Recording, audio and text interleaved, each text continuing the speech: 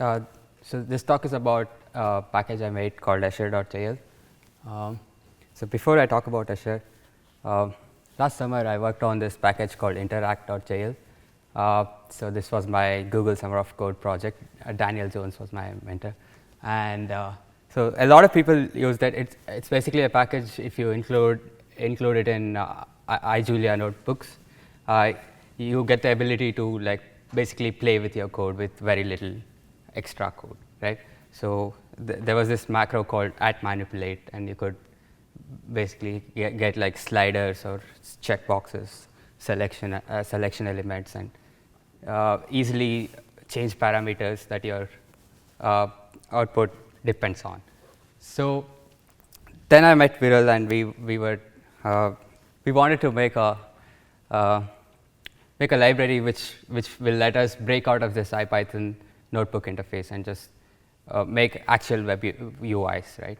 So, but the web has this 4-language problem, right? So to make anything trivial, you need to know HTML, CSS, and JavaScript, and one more language for the backend, so which would presumably be Julia, if you were to make a Julia-based UI.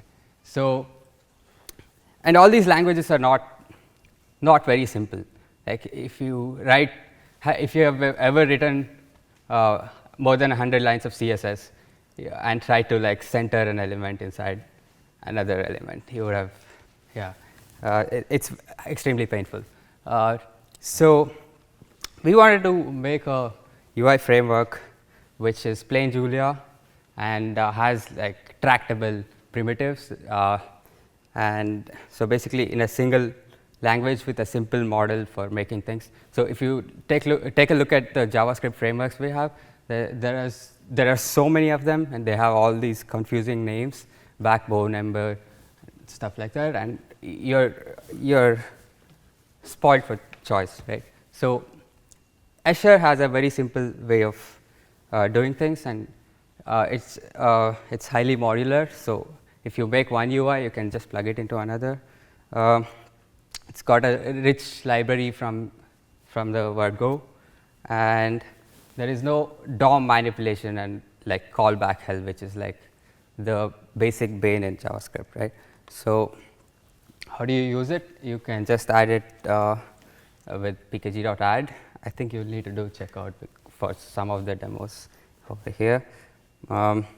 So once you have installed Escher, you can basically go to any directory on your hard disk, create a file called demo.jl or anything you want, and then if you run the Escher server, you can visit the 555/demo page, and you should see the UI that you made.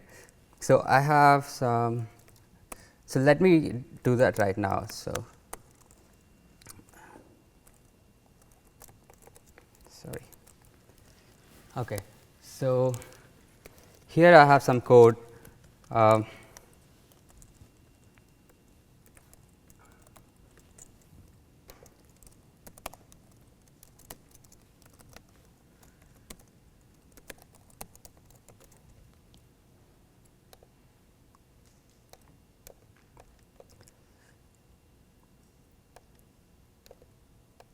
So the entry point to the UI is this function called main, which takes this argument called window. Window has certain properties which are related to the window that is being viewed. So now I can go change this. Say I want to say JuliaCon, and once I save it, I don't have to refresh the page; it automatically hot swaps it. So I could do things like, if I want, so there is this typography scale. If I want to make it like really huge, I can say title 4 hello JuliaCon. If I wanted to make it a little smaller, 3.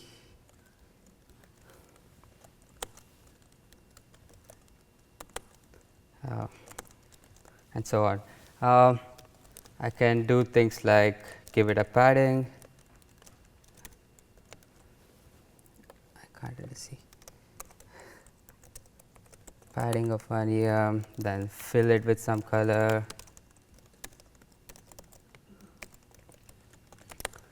And it just keeps updating, or give it like a name, put it in a box which gets where it gets aligned vertically.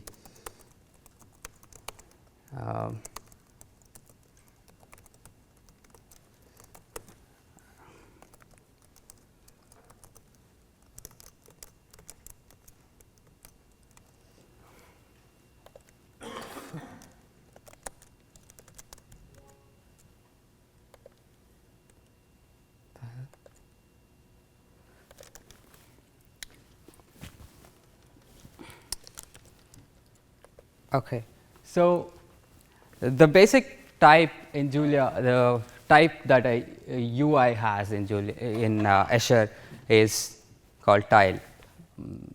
Let me just go full screen here. Right, and a lot of I have like these convert methods to convert the most common UI things in Julia into tiles. Right, so a string becomes a tile.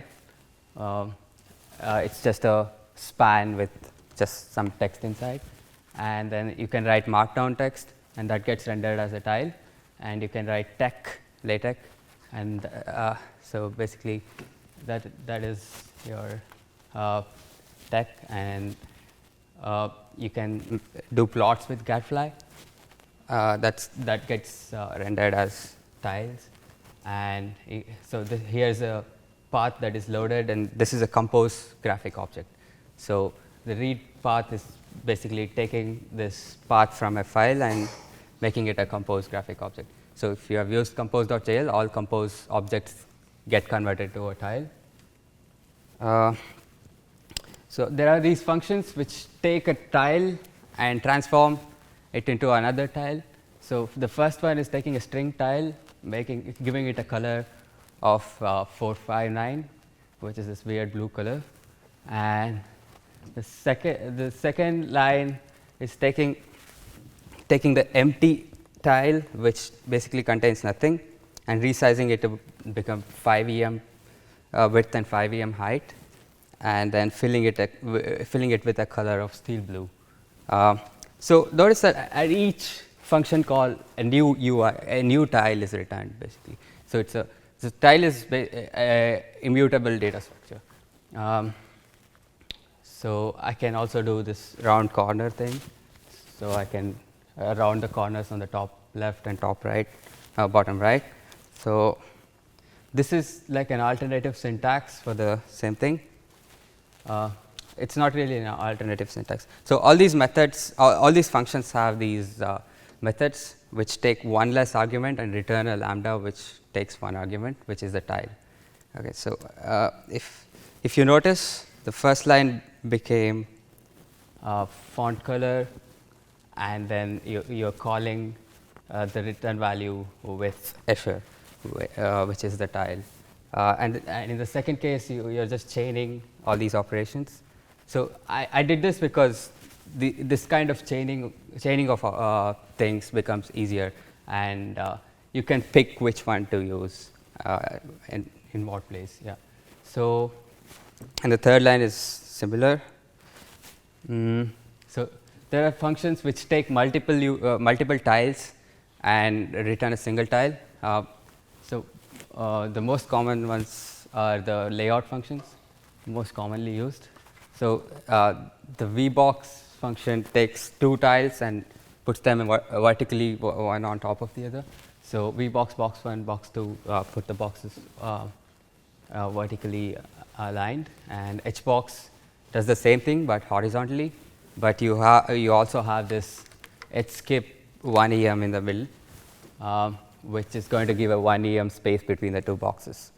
So this is similar to how tech used to do layouts, and then there is this primitive called flex, which will flex whatever is inside it to fill the remaining space in the horizontal direction if it's in a hbox.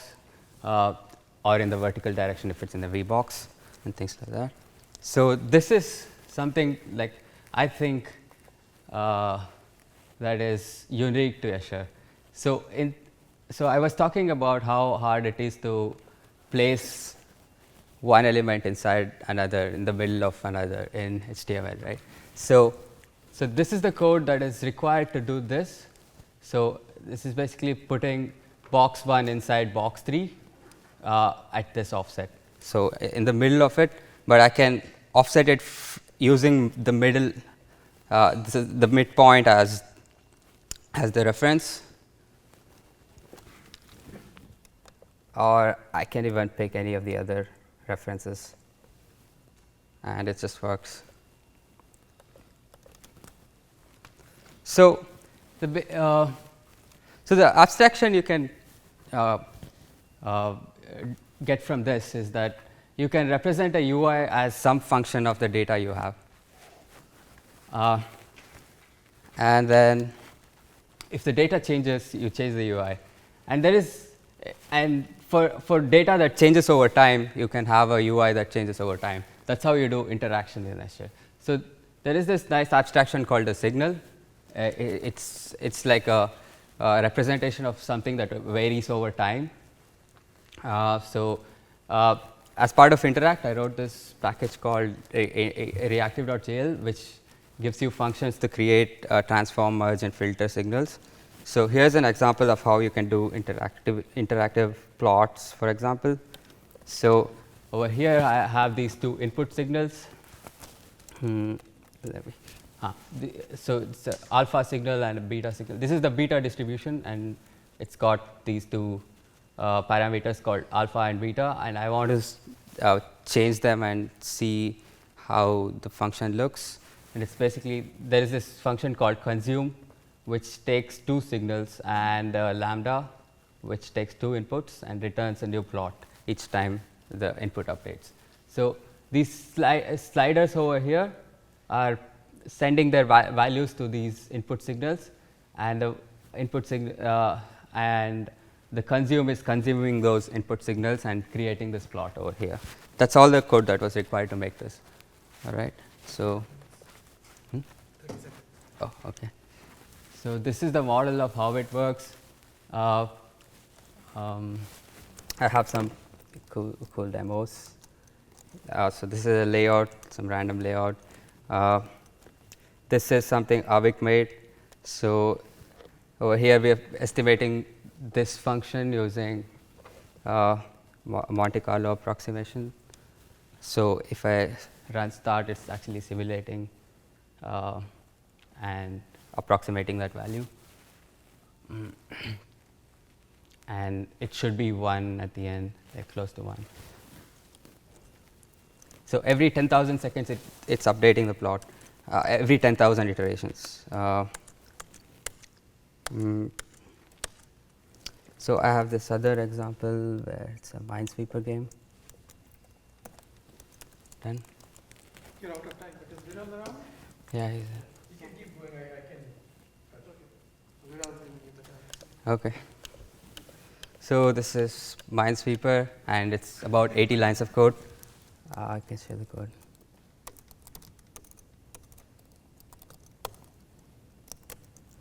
So Escher UIs can be divided usually into these 3 components: model, view, and update. This is actually a model I adopted from Elm. So model is basically where you represent your UI in terms of your own types. In this case, I'm representing the board as like the uncovered tiles and the mines in the board, and the update takes a board and a mouse click, and then steps the board to the next state, and the view just draws the board. And finally, the UI is just this much, which is, so lift is just a way to say consume. So it's just consume the board signal and show board. So that's the Minesweeper demo. And so I have this demo that I made today. So, so uh,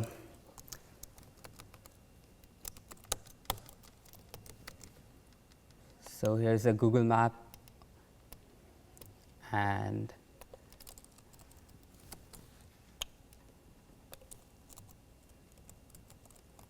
if I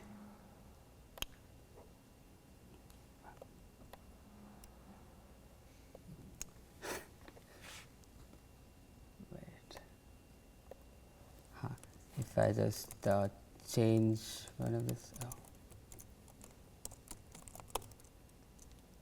okay, it just moved the screen, but I can also move the pointer.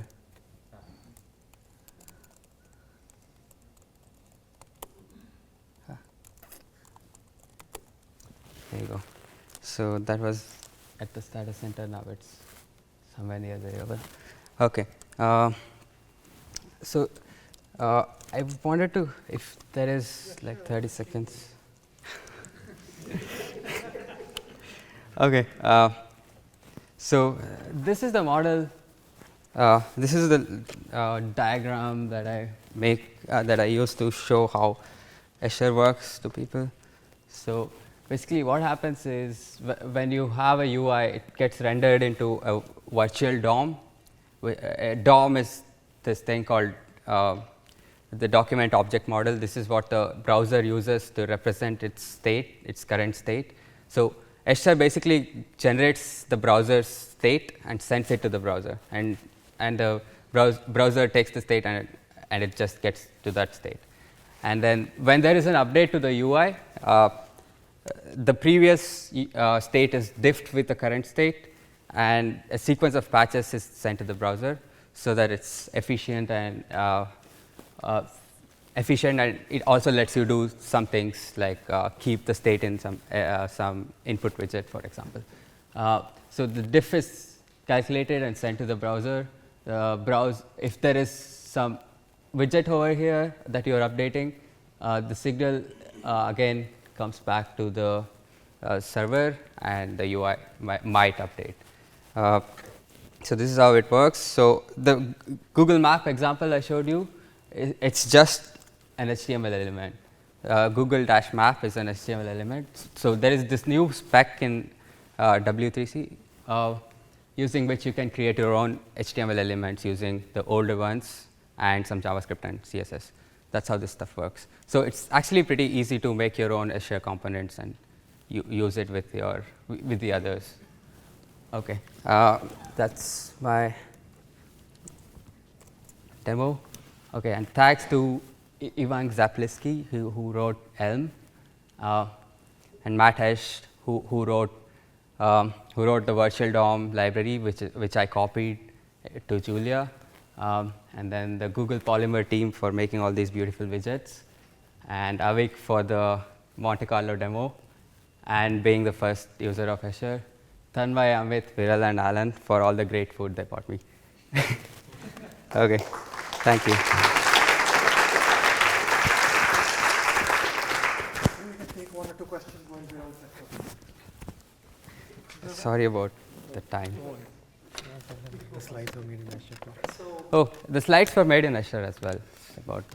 Yeah. So it's very clear, this has a feel of a framework that takes over the page completely, since you're doing the layout, you're doing everything. Yeah. But you showed a little bit of using web components from somebody else. Mm-hmm. So clearly there must be a place somewhere where you interact with other people's component, where in other words, where do I include those things? And also, you're taking on a lot here. So your server, for example, is right now it can take a page and that's it. I'm immediately thinking, where's the router? How do I pass information? And how do I put this into as a child of another page? How can I use this? So Also, one final thing. Yeah. How is this going to scale if you're serving up for more than one person? We can't thread. So how does this scale up? So that's the thing I'm working on. So the idea is we want to deploy this stuff on Julia Box so that you can go on Julia Box, make your UI on the click of a button, like make it serve to like any number of people you want and scale similarly. So I'm using Mux, Mike's Mux for the web server infrastructure, and it's easy to make the routing stuff work, and also using something as simple as a remote call fetch, I can spawn off different processes which run my Escher UI, and then I'll have to cut you off there because okay. we're not too Okay. far. Thank you. I think there'll be around